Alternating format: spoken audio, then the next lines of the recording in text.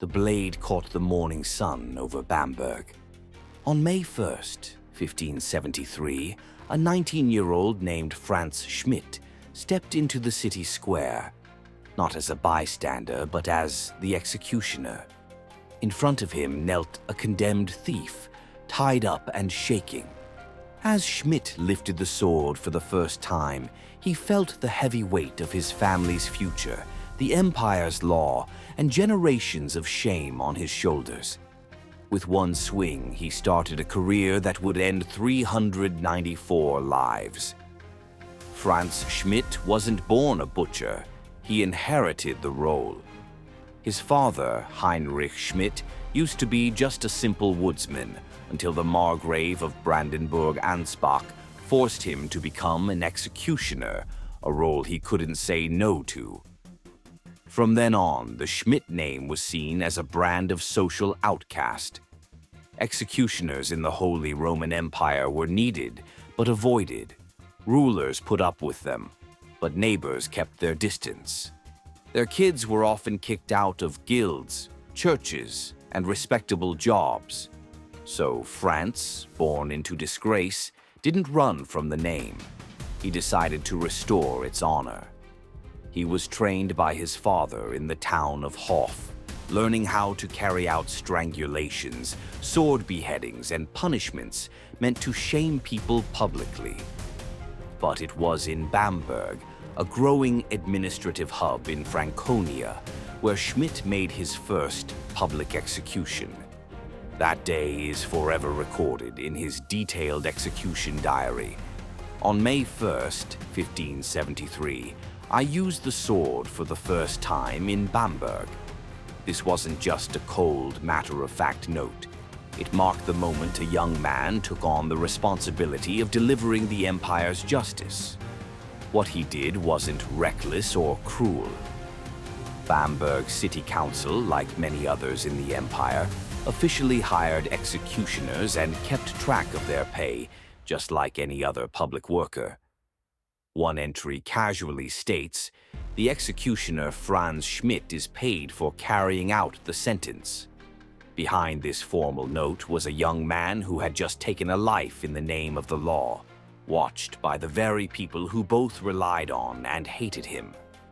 But Schmidt never just focused on the scaffold. He aimed for something almost no executioner ever dared to hope for: respectability. Over the next 20 years, he was about to become one of the most in-demand professionals in the empire. Schmidt hadn't just mastered the art of execution, he had turned it into a whole institution. His rise wasn't just personal, it was a chilling reminder that in the Holy Roman Empire, justice could lift even an outcast if he swung the blade with enough skill. The ritual of justice, public executions carried out by Frantz Schmidt. The crowd crowded around the scaffold in Nuremberg's Hauptmarkt, with kids perched on. Barrels were stacked around, and merchants clutched their aprons nervously. In the middle of the platform stood a man in dark official clothes, calm and still. In front of him, a condemned murderer knelt by a chopping block. Then, one clean, perfect swing. Frantz Schmidt had done his job, once again. Between 1573 and 1617, Frantz Schmidt executed 394 people across the Holy Roman Empire. But his work wasn't just about deaths. Each execution was a carefully planned ritual of justice, shaped by imperial law, local traditions, and deep symbolism. To the city councils that hired him, Schmidt wasn't some scary figure. He was just a civil servant, a living tool of the law. His trademark was the sword. Yet, he also used the noose, the axe, or the breaking wheel depending on the crime. People whispered about him in awe, fear, and curiosity alike. Even the children knew the name Schmidt. They associated it with the cold certainty of justice. But despite the macabre profession, he led a family life. He married and had children, who would continue the Schmidt legacy as executioners in Franconia. This was a time when executioners were simultaneously feared, shunned, yet indispensable. Frantz Schmidt embodied the paradox of justice in the Holy Roman Empire. A man whose name meant fear, but whose duty demanded precision, honor, and restraint.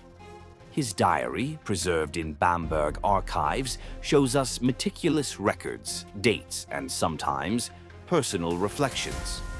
Execution wasn't random or chaotic. It was an organized system, and Schmidt was its operator.